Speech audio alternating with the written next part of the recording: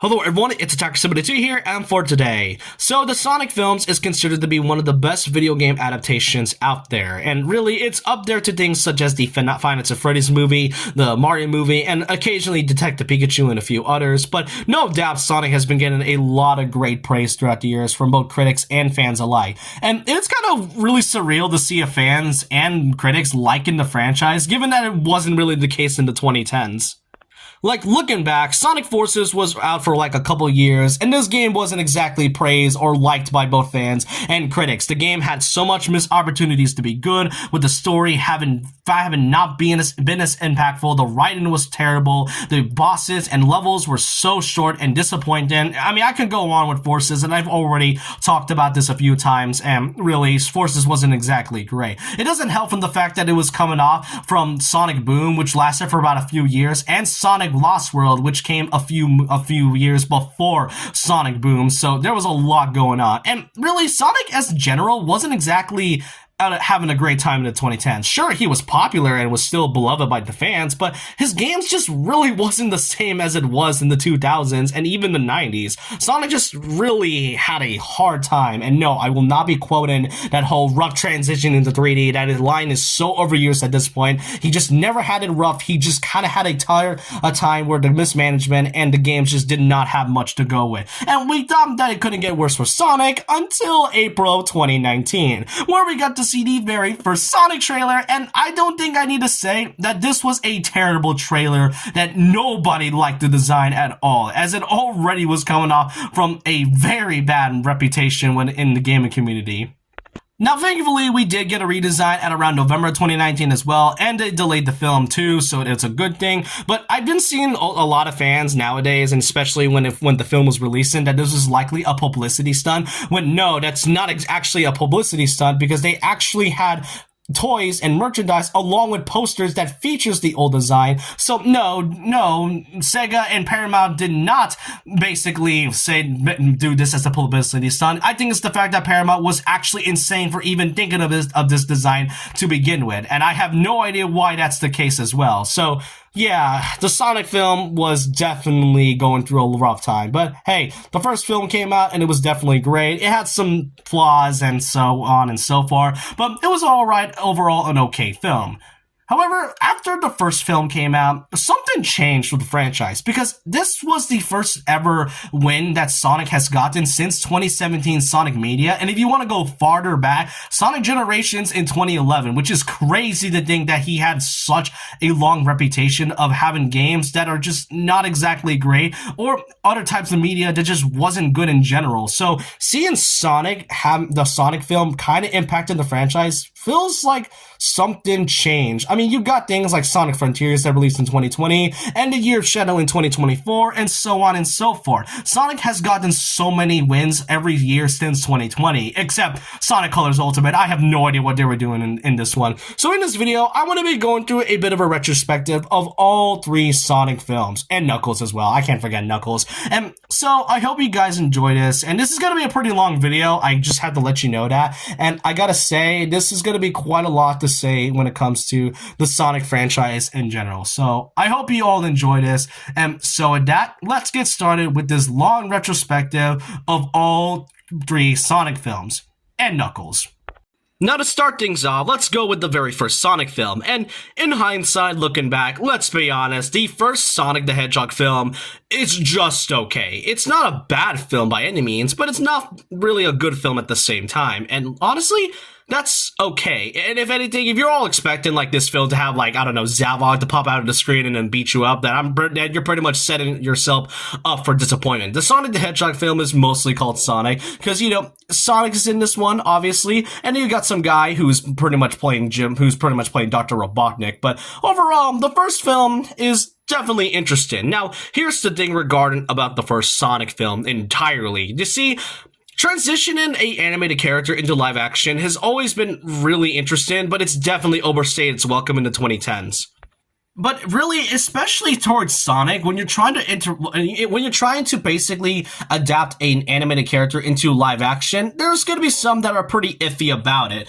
And since Sonic throughout the years has never really gotten a genuine good type of media outside of the games. I mean, yeah, sure, there were some good shows and pretty decent ones like Sonic X and a bit of Sonic and the Adventures of Sonic the Hedgehog. But then you got things like Sonic Underground and whatever the heck Sonic Prime is. And really, how is Sonic Boom somehow the best show out of every other Sonic media? But being a movie, everyone was always going to be suspicious about it being live action, especially when it comes to adapting its source material.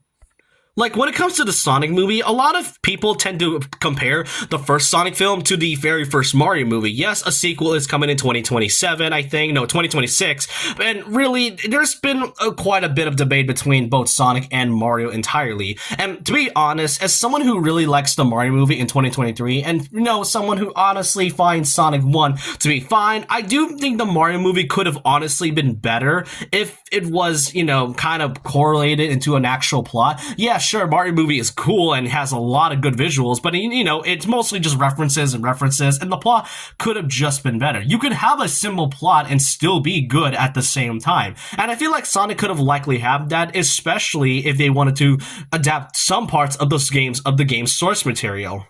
And that's like one of the main reasons why many Sonic fans look back at this and thought, man, they could have honestly put anything from the Sonic franchise. And like, I will not be mad. I will never not be mad at Sega and Paramount to just show us a beautifully recreated live action version of Green Hill Zone, only for it to be there for like 2 to 3 minutes, and then boom, we're now in Montana. Like, if that's not bait, then I don't know what is, to be honest. And the plot overall, as I said, is simple, and it does kind of have its flaws. I mean, there are some good qualities in this plot. I mean, you got Sonic being referenced, which is cool, but then overall the entirety is mostly just an alien visiting Earth and going on a road trip with with a human character, and that's about it. I will say though, I do kind of find it funny that James Marsden is in here, and if anything, the first Sonic film is just like a better version of that one Illumination movie, or was it like Hop or something? I don't even know what the main character's name is, but I do know James Marsden was in there. There was also Longclaw, who was kind of there as simply a plot device and nothing else, but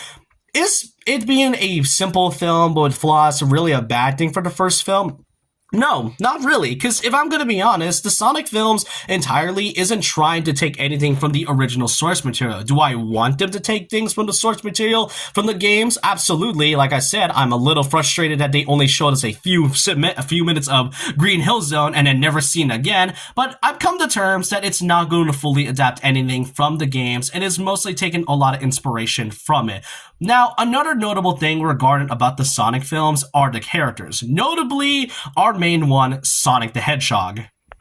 Now, Sonic's characterization is by far one of the most discussed things regarding about the Sonic films entirely, and really, it's no surprise as to why people are talking about Sonic and Sonic. Throughout the years since the 90s, Sonic has always been kind of this interesting character because there's many iterations of what Sonic really is. In the 90s, however, Sonic was mostly seen as this cool guy who kind of cracks a bit of jokes every once in a while, and that's basically him being the definition of a character that hails from the 90s. And despite being that kind of personification, he is surprisingly a pretty interesting character who's given out some sweet messages and actually feels like a character that gives out a genuine message to the fans. That's just kind of what makes Sonic so great, despite the era that he was coming from. And the thing about what makes Sonic so insufferable in the 2010s was started at around Sonic Colors, when the writing started to get very meta and Sonic becoming way self-aware and he's cracking jokes like every 5 minutes, not to mention that the voice was kind of getting hard to get used to, especially after Jason Griffin and a few notable voice actors. But I mean, Roger Craig Smith really does his part very well throughout the years and is definitely improved, but no one can deny that the 2010s meta era of Sonic was absolutely insufferable, especially towards the characterization of Sonic. And while he did get better in Frontiers and was a bit more mature, there's been a lot of debate on whether or not the Sonic we know in these films is even a good characterization. Personally, I am a bit mixed. I do really enjoy what he is, since he is supposed to be a teenager and is mostly like the crack jokes jokes and, mention pop culture references nowadays, which that's another one of the big issues regarding about what fans hate about this version of Sonic is that he cracks like so many pop culture references for no reason. Heck, Sonic literally does the floss in this one, despite him not doing that in the trailer. I have no idea why he does that, but it's just okay. But really, if I'm, like I said, I've come to terms not to think that not everything is going to be adapted from the games. But I do kind of feel like Sonic could have been way more toned down when it comes to the pop culture references, and that's okay by my standards. And not everything about Sonic is going to be really the same, as each version of Sonic is going to be different no matter what. They also gave him a backstory as well, which is okay at best, but it's overall a divisive version of what Sonic really is. Is he a bad one? Absolutely not. There's been some worse versions of Sonic in the past, but the Sonic movie one could honestly have some improvements, and you can see a bit more when I talked about the next couple of films.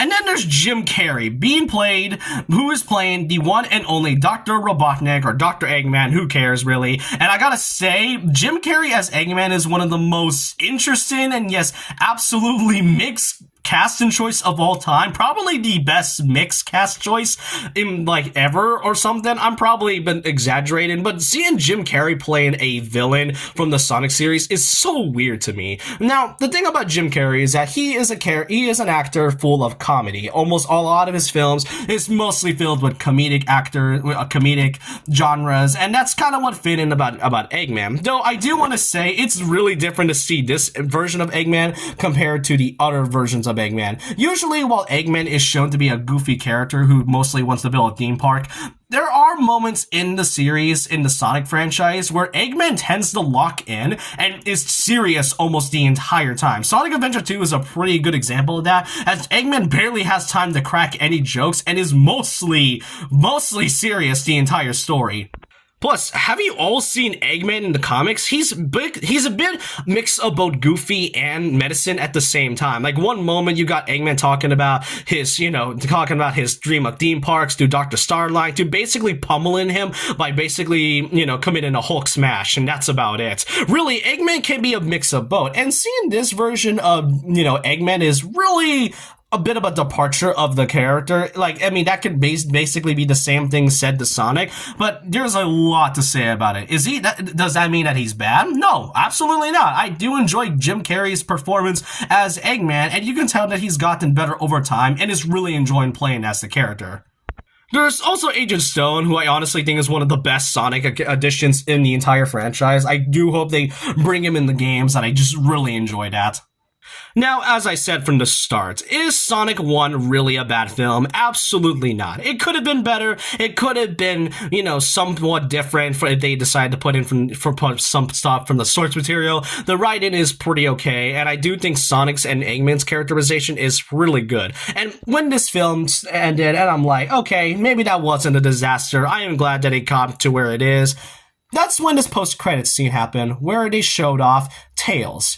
And seeing this really goes to show that there's a lot more planned from both Paramount and Sega alike. And we won't get to see that until 2022. Next up is Sonic the Hedgehog 2, which would not release until April of 2022. Hey, so really, Sonic 2 is, if anything, a massive improvement from the first one. Whereas the first one is simply just a alien goes to road trip, this one actually takes a lot of elements from the games and actually improves on its plot and quality. Like, the quality between the character models are really good looking, and especially the lighting in general. And as I said, they actually integrate some plots from the games, like the Chaos Emeralds, and also surprisingly, Labyrinth Zone. All in all, Sonic 2 definitely had some improvements, though there are a bit of some stinkers in this one, like Sonic still kind of remaining with those pop culture references and kind of cracking jokes every once in a while. Not a bad thing, but it definitely got tiring after like the fifth joke about The Rock or something.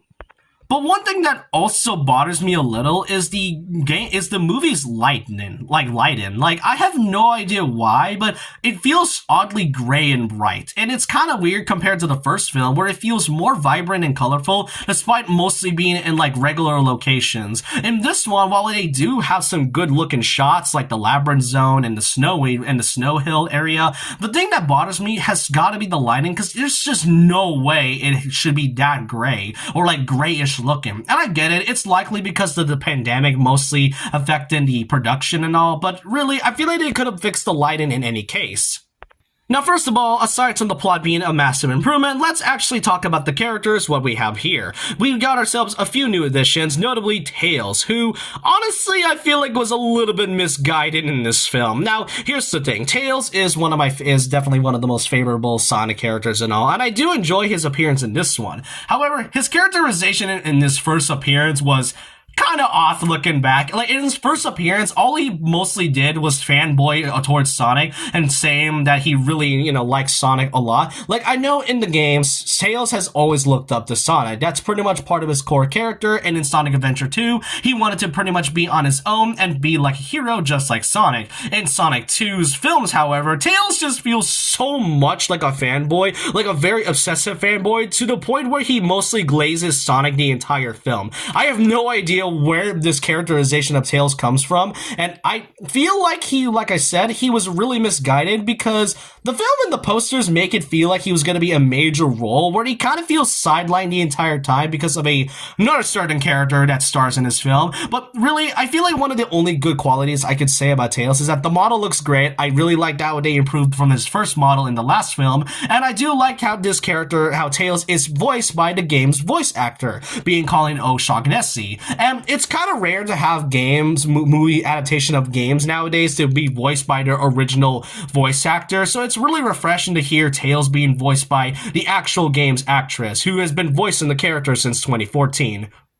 But overall, the characterization and misguided plot for Tails could have honestly been better, because, like I said, it felt like he was going to play an integral role, and yes, he does do that in some occasions, but it's to the point where between Act 2, he just kind of disappeared for a little bit before coming back in Act 3, and that's all I could genuinely say about Tails entirely. Now, same cannot be said to Knuckles, because, oh my gosh, Knuckles is such a big improvement from the last time we saw the character. Knuckles is one of my favorite characters in the Sonic franchise, and seeing him being done with so much justice in the second film really goes to show how much they wanted to make Knuckles a great character again. Throughout the years, Knuckles is such a really interesting character, and just like Sonic, he's mostly kind of been going through the meta era of 2010's writing, and really, I can see why, because, they're trying to kind of tone things down, but it made Knuckles feel like went from like a proud, naive, but really insightful warrior to basically becoming an absolute joke to the community, and it doesn't exactly help that Sonic Boom made Knuckles an absolute dummy.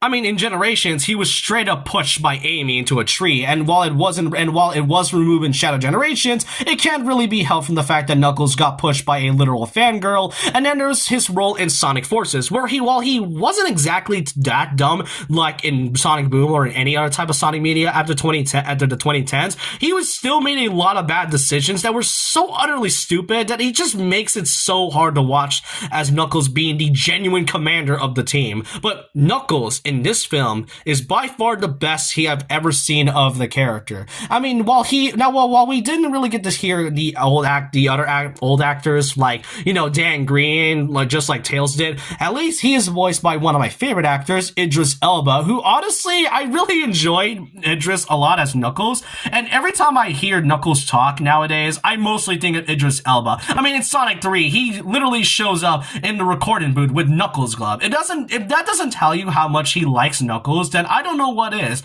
Knuckles is done so much justice, and he went from a literal joke back to being a wise but proud warrior. Like, they really explore a lot of Knuckles where they actually take the character seriously, and then in 2022, the same year, Sonic Frontiers came out, and that also gave Knuckles a lot more character, and this was the first time in like over a decade that Knuckles was even taken seriously as a character. I really am glad that Knuckles is back to what he really is. Sure, he may have done some bad decisions in the past, and especially nowadays, he does kind of make some odd choices, but Knuckles, if anything, was redeemed a lot in this second film. And then there's Jim Carrey, who returns once again to play as Dr. Robotnik. And, I'm not gonna lie, I feel like watching this film again, I enjoy a lot of his jokes, but I can't really help but feel that some of them can be a little bit obnoxious. Like, Sonic doing the floss was one thing, but now seeing Eggman doing the floss is honestly getting a little bit old at that point. And every time he speaks, I kind of feel like Eggman kind of gets a little bit annoying at times, and no hate to Jim Carrey. I really enjoy his role as Eggman. You can tell that he enjoys it a lot, but I can't feel like the jokes could have honestly been toned down, and I felt like Eggman in this film overstayed his welcome by the time we got to the actual big problems about this. Now, aside from the lighting issues, from it being weirdly gray at times, there was also another big problem with this film: the pacing. Now, Sonic 2 is an interesting one because this is one of the few times where this is a film that has 2 hours of a runtime. 2 hours and around 2 hours and around 4 minutes of like runtime, and that's pretty much good when I first saw it back then, but now it feels kind of slow. Now, I don't mind slow pacing, heck, I don't mind fast pacing too, but there's gotta be a bit of balance between each of those types, and I feel like Sonic kind of messes it up when it comes to its pacing in this one. It being 2 hours isn't too bad, but then you kind of like focus on certain scenes, like the wedding scene, for example, and especially the bar scene. I feel like the dance one kind of overstayed its welcome by the time we got to Uptown Funk. I mean, I love the song, but wow, why was that scene so long? And then there's the notorious wedding scene, where we got to the point where Sonic fans were starting to get really tired of the humans being part of the Sonic films. I mean, it's only 3 films, and by the second one, a lot of fans were kind of tired of seeing the wedding scene. I mean, by the time we even got to the second act, like almost to the third act, we only got about 30 minutes of, runtime left, and almost a lot of the second half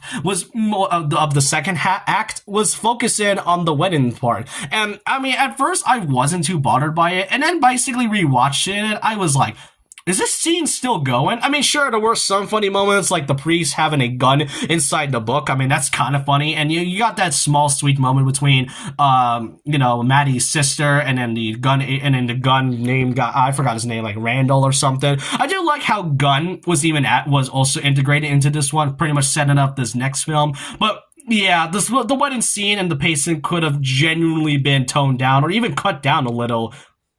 Now, despite all of its flaws, what I do want to say is that it absolutely gets better by the time we got to the third act, where we get to see a really cool battle between Knuckles and Sonic, which is really some cool fights. But one thing that honestly bothers me is regarding about the music, which I will get into later, but let's just say that I didn't even know until now that they actually reused a Ant-Man soundtrack. Like, of all the music, they chose an Ant-Man soundtrack. And like I said, I will get into that when I get to the music segment. But yeah, after that really cool fight, we then get to see a small moment between Knuckles and Sonic reconciling and basically talking about what they lost, like Sonic losing Longclaw and then Knuckles being the last of his tribe. It's such a sweet moment. And then we get to see the last final battle between the Sonic team and Eggman, where we get to see Sonic heroes kind of becoming a thing for a brief moment, and then seeing the Death Egg robot in live action. Yeah, it kind of looks gray and kind of, dried up a little, but the Death Egg robot in live action is so surreal to see. And then by the time we got to the big final battle, we then get to see Super Sonic. The last film, okay, I could kind of see why, because it was sort of mismanaged, but I feel like they could have likely, referenced or integrate some elements from the games into the films. And when they show the Chaos Emeralds, I'm like, okay, please tell me they show Super Sonic. And they actually did put Super Sonic in this one. Sure, it was for like a brief moment, but it was really cool to see a live action version of Super Sonic even be in this film at all. Now, as I mentioned before, there was also the music segment. Yes, we're just gonna go a little bit, we're already gonna get into this, so let's kind of buckle up for a moment. What I mentioned about the Knuckles and Sonic fight in that part is that they actually use a theme from Ant-Man, which I have no idea why. Now, in the last film, I can kind of get why they didn't put any songs from the games, because, it was mismanaged and they had to do with a lot of copyright and licensing and all, so it's okay. Sonic 2 honestly had no excuse to not put any Sonic game music at all. Look, compared to what the Mario movie and Sonic Sonic movie does. One thing that a lot of people can agree upon is that the Mario movie at least puts music tracks from the games that comes from it. Like, yes, you got themes that are remixed and themes that are straight up ripped from the Mario games. Sonic is known for, despite the quality of the games like Forces or Generations or even like, Sonic Boom and Lost World, they make some fantastic music, and that's really incredible. But it's kind of unfortunate to see how Sonic films entirely just doesn't exactly have any film soundtracks that comes from the games, and that really disappoints me to a degree. But yeah, that's all I could really say about it. And Sonic 2 is a much better improvement from the first. The quality is good, which despite the light end, there's also some character integrations and characterizations that got way improved for certain ones like Knuckles, and some that it kind of fell a little bit off like Tails entirely. But Sonic 2 is just great for what it really is. Also, the post-credit scene showed Shadow. Oh my god, they actually showed Shadow. I can't. When I first saw this in the theater, I genuinely freaked out because I did not expect them to do jump this high very soon. However, before the release of the second film, there was an announcement that Paramount and Sega would be making a show dedicated to the character Knuckles the Echidna. And when I first saw this announcement, I was pretty excited. I mean, a show fully based off from one of my favorite characters. I've already given a lot of praise to his role in the second film and how the film gave him so much justice to what he is, a wise and proud warrior. So having a show fully focused on Knuckles is a great idea. However, before the show had even released on Paramount Plus, there were some doubts going on in the community, and that's the fact that having a show focus on a CGI live-action character, especially with how expensive CGI is nowadays to produce, and especially to pay the actors, having a show fully focused on Knuckles was basically too good to be true. And there was some speculation that there was going to be some human characters, and there were articles going around saying that Knuckles was going to be training on a character by the name of Wade Whipple, which I have been neglecting to talk about throughout this entire video until the Knuckles segment, because I wanted to talk about him more whenever I get to this part of the video. And now when the show came out, most of their suspicions were deemed true, as it's not a Knuckles show. Instead, it is a show fully focused on Wade Whipple, with Knuckles being a side character. And there's been a lot of reception ever since the show and its episodes had fully released, and it has been almost 10 months since I have even made that video talking about the Knuckles show. And what do I really think about it nowadays?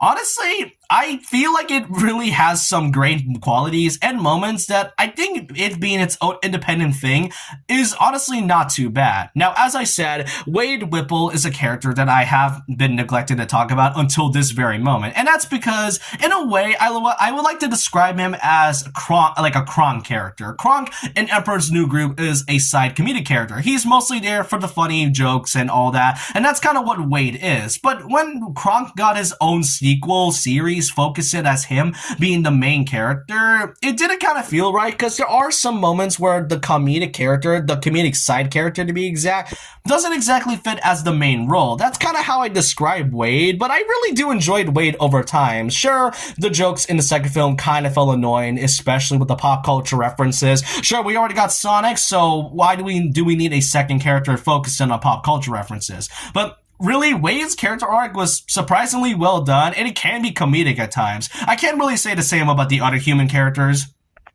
Like, the other human characters, I just don't have much to say. Like, the two agents were just kind of there. I do kind of appreciate that one of them is played by, Kid Cudi, so that's kind of cool. Wade's dad was mostly just there as a comedic character, and then there's also the main villain, and I mean, I forgot he was even in the show, and they didn't even give him a name. They just call him the buyer, and he only appeared in, like, 2 episodes, one in the beginning and one in the end. And then there's Wanda, who, first of all, no hate to the actress, I'm pretty sure she was only given the role and dialogue that she was given, but my gosh, Wade's sister Wanda is really unlikable in this one. Probably one of the worst Sonic characters in anything ever. Like, Wanda, like I said, no hate to the actress. I feel like she was given the best role she was trying to get, but man, I feel like she could have been a better character at all. And even throughout ever since her first introduction, I just did not like Wanda throughout the entire show. But that's kind of the thing. Knuckles Knuckles isn't really trying to be its own thing. If anything, I do appreciate how it tries to be something else, and I kind of stopped taking it seriously, because when you stop taking things seriously, especially as a Sonic fan, then I'm pretty sure Knuckles can be much more of an enjoyable show. But that's not the only thing kind of holding this back. Surprisingly, this show also takes some parts of the games. Like the Knuckles show features Pachacamac of all things, which I did not really expect a character like him to appear in live action, and he's definitely different from what he is in Sonic Adventure 1. If you know, you know. And then there's also another big surprise where the show just straight up showed Iblis. Like, they straight up showed a 5-second clip of a puppet version of Iblis. That is somehow one of the most bizarre things I've seen in the Sonic franchise. Like, mentioning a literal god is something that you would never see in live action. And not just Iblis himself, they kind of also reference the Flames of Disaster. Oh yeah, and also the Flames of Disaster! Like, honestly, I am surprised that the Knuckles show was able to cram in a few references and integrate some elements from the Sonic title. It was like, the Flames of Disaster. I mean, for those new Sonic fans, this is like not even like anything too special. That's just the name of Knuckles' fire ability, and not exactly the sun god of death. So, really, like I mentioned, Knuckles is not a bad show. Is it really trying to take anything from the source material? Absolutely not. But as I said very early on, it's not trying to be like the games at all, and it takes many inspirations, and Knuckles is such a weird experience. There are some parts where you can see that they tried their best, and there are moments where you can pretty much have a good laugh and not take things seriously, and I just like how Knuckles is just its own thing rather than it being like anything connected to the Sonic universe. Now we get to the third and latest installment in the franchise, Sonic the Hedgehog 3. And I won't waste any of y'all's time and basically say this. Sonic the Hedgehog 3 is one of my favorite video game movie adaptations out there. Heck, probably if not one of my favorite movies of all time, right in the top 10 to be exact. Because that's just how great this was from start to finish. I really enjoyed every minute of this film ever since it had released and in theaters, and seeing it for the first time felt like a huge dream, like wild dream to see. I mean, pretty much going from the last film where it adapts, elements from both Sonic 2 and 3 to having the third film focus on a adaptation from the Sonic Adventure franchise being Sonic Adventure 2 is an insane jump, and it felt so hyped to see it now in the big screen ever since they showed Shadow in the post-credit from the last film. And I gotta say, after basically 2 years of waiting, Sonic 3 was absolutely worth the wait.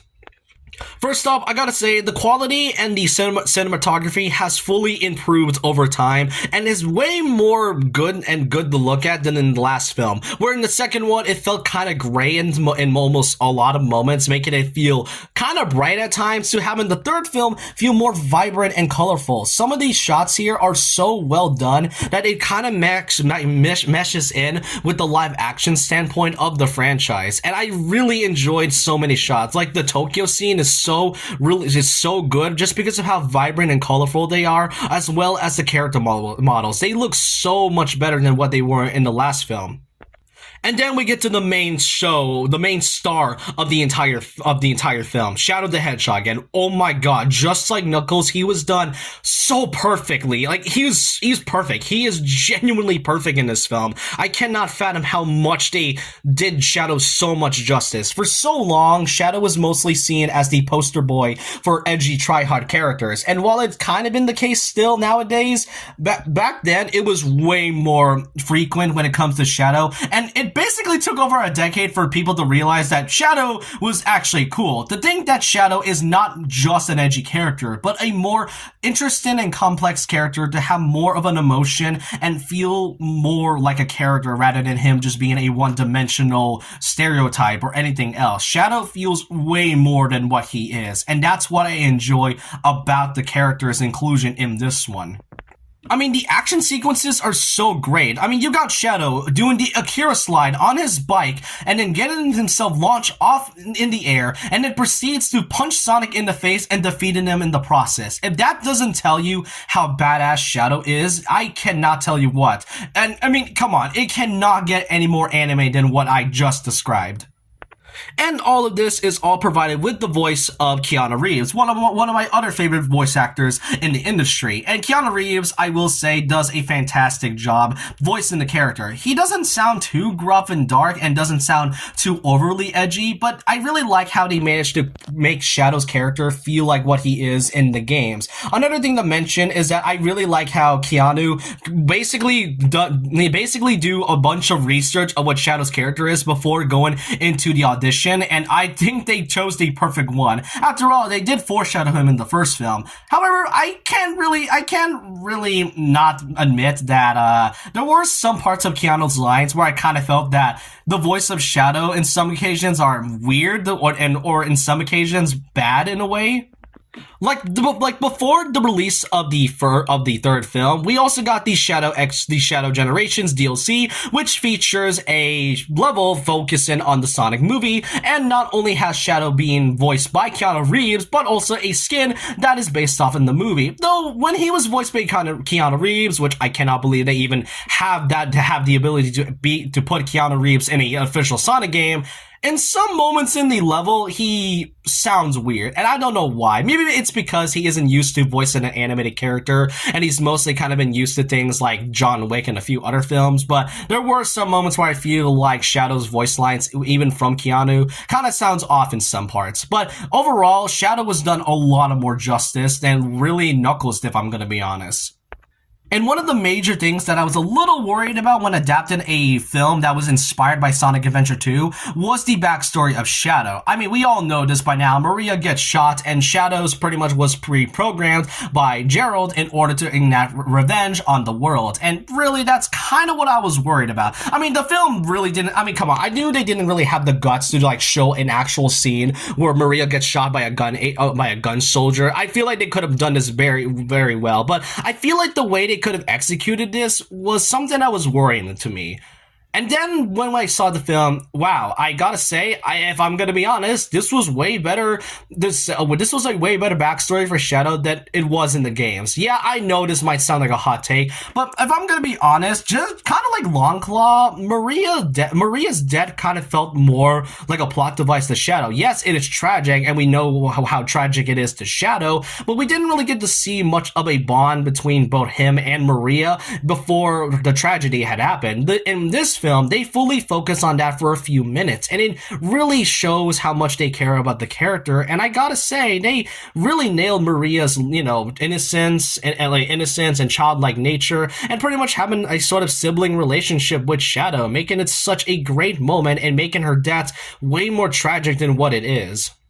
And then we get to the other characters, like Tails. I mean, Knuckles is mostly just the same, like he was in the second film, and I guess a bit of the Knuckles show, with a hint of goofiness. I mean, come on, Knuckles isn't that much of a naive warrior. He can have a bit of funny, just not too overbearingly funny in a way. But Tails in this one actually feels like Tails. They dropped the over-obsessive nature of a fanboy that he was in the second film, and now feels more like Tails and how he talks like Tails. And that I can appreciate. And then there's Sonic. And while his pop culture references and some jokes were still there, which is kind of a shame because I feel like in 3 movies from now, almost all of the Sonic characters are in here, have a way better adaptation than they were in the games, except for Sonic. However, by the time we get to the third act, that's when Sonic absolutely locks in and stays locked in for the entire film. And I know they didn't really have the balls to kind of like, kill Tom, because why would they do that? But I feel like that impact really changed Sonic's character a lot by the time we get to the final act, and I really appreciate them for doing that.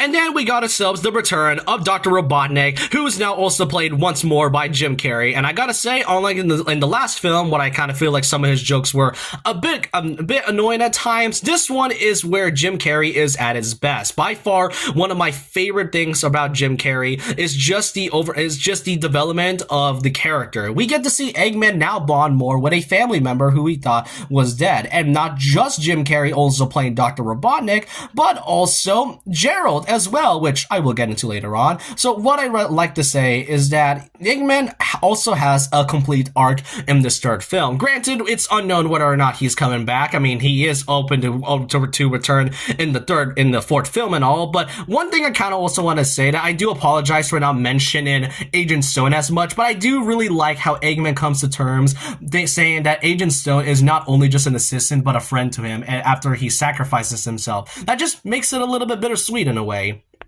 But then we get to Gerald Robotnik, also being played by Jim Carrey. Now, the idea of having Jim Carrey playing two characters at once is an absolute genius move, not only for marketing reasons and for also Sonic fans, but to also to the film's credit, it does its job very well. However, there is a lot to say about Gerald in this one, because while I really respect it as a creative choice from the team making Jim Carrey play two characters, what kind of feels weird is the departure of Gerald Robotnik. Now, in Sonic Adventure 2, Gerald Robotnik was pretty much a posthumous character who had been shot down and executed by gun soldiers after the death of Maria, where after his granddaughter's death, he went insane and reprogrammed Shadow's mind in order to enact his revenge, while also using the Eclipse Cannon. Yeah, Sonic Adventure 2 was kind of messed up at times. I mean, even nowadays, you tend to question as to how they were able to get away with so much things in the 2000s. But anyways, back to Gerald. So not only is his involvement way more active in this third film, but Gerald is also alive. Like, he is actually there. Like, I mean, it's such a really odd choice, because before the film even came out, Gerald's reveal of being alive was so wild that a lot of fans were theorizing that this was likely just a hallucination, and personally, I would honestly think that too. But in this film, he is confirmed to be 110 and it's unknown as to how he was able to survive this long. I mean, there was some indications where he was able to consume a bit of the chaos energy from Shadow's quill, and that's how he was able to live this long. I don't know, it's kind of weird that they decided to leave that part out, but the thing that honestly kind of gripes me the most about Gerald is that this is a very huge departure to what he is from the games. And as I've already mentioned, he is a bit more different than it was from what he is in Adventure 2. And honestly, seeing him be a goofy character just kind of feels strange. Now, in 2024 was the year of Shadow, and alongside the release of the third film, we also got the game Sonic X Shadow Generations that comes alongside it. And not only is it a way to pretty much please Shadow fans, but to also introduce new fans to the character. And if you decided to be interested in playing Shadow Generations after seeing the third film with Gerald, then pretty much imagine how you would feel if you decided to play Shadow Generations and then see Gerald talking about how he committed a sin of trying to create the ultimate life form. Like, that would be a total whiplash. So in a way, while I do respect it as a creative choice for making Gerald alive and having being played by Jim Carrey, I will say that there are some parts about it that feel so off from the character.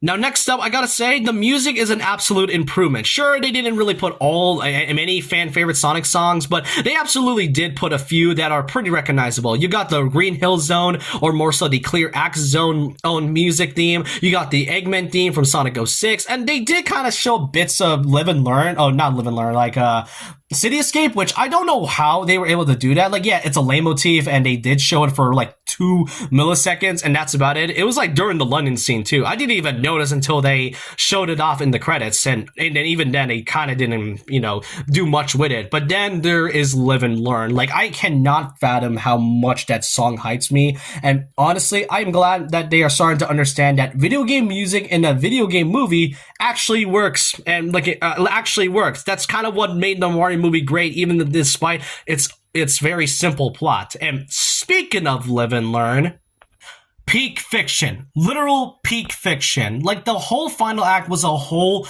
roller coaster of emotions that I have to go through when I first saw this. I mean, you got Sonic and Super Shadow able to fight with the Chaos Emeralds, and then they too have like a huge, great fight scene, and it feels like a Dragon Ball scene. It feels like a Dragon Ball fight. Somehow, Sonic 3 does a better Dragon Ball fight than the actual live-action Dragon Ball movie. I can't even believe that. And then, like, seeing the emotions Sonic Sonic goes through and him locking in trying to kill Shadow was such a great thing to see of the character. And then by the time we get to the final battle, like you get the moon scene, which is pretty well messaged and all that. And I kind of feel like it's like a bit of a refread of like the Knuckles and Sonic Forgiven scene from the last film. But I feel like how Shadow's backstory was done way more justice in this one. I can actually forgive this being a bit of a repeat. And then you get to the absolute best part of the movie. You got Sonic and Shadow teaming up with them doing the hardest dappa I have ever seen. And then the most best part about it was having Live and Learn shouting its vocals out. Like, seeing that made me cry. I have not been so hyped for a movie in a long time since then. And then you got them fighting against a lot of robots and stuff while Live and Learn plays for a second time, while having the two basically having a big finale with them doing a recreation of the iconic Sonic Adventure 2 box art cover. Like, what can I say about this that isn't hype? This is genuinely something that has never been seen in a long time, and I cannot believe they were able to do this. So much of it, from the Eggman sacrifice to Shadow using Chaos Spears and removing his rings, like everything about this film was perfect. And I really do appreciate that Jeff Fowler, Paramount, and Sega did a lot of the effort and are pretty passionate about the film when it comes to taking criticism. All of this would have never happened if it wasn't for that redesign. Not just that, they are not slowing down now. Sonic the Hedgehog 4 will be releasing in 2027 and had now decided to introduce both Amy Rose and Metal Sonic into the film. I will be seated there day one by the time that film comes out, and I cannot wait to see what Sega and Paramount has in store in the future.